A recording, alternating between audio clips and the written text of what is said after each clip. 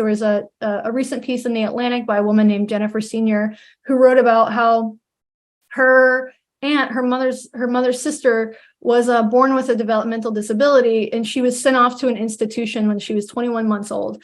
I come from a family that also, not my immediate family, but my mom, there was some disability in her family. She had a sister with Down syndrome who was sent off in the 1950s. She was institutionalized. She spent her entire life in an institution because experts told her parents that this is what you should do. Yeah. And you can see this in history, you can see it in science, you can see it in education.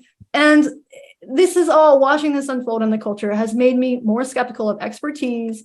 It's made me more skeptical of conventional wisdom. That said, once you like look into the rabbit hole, you can go too far and you can come out the other side, thinking that the earth is flat.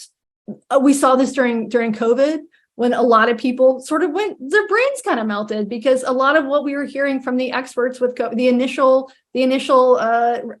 recommendations were incorrect. Some really bad public policy was developed based on these recommendations. And then and then people saw that. And then a year later, 2 years later, 3 years later, they're full anti-vaxxers and they're not getting their kids the MMR vaccine. So I think that it's really important to watch yourself for those tendencies. I have those tendencies. I don't want to become a conspiracy theorist. And I think a lot of people have become conspiracy theorists, including in this, the field of gender.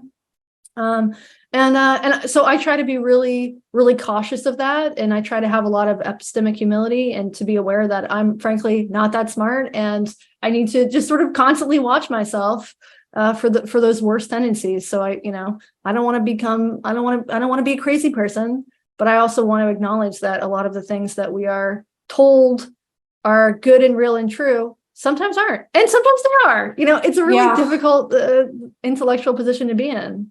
You have to get comfortable with uncertainty, which I am frankly not.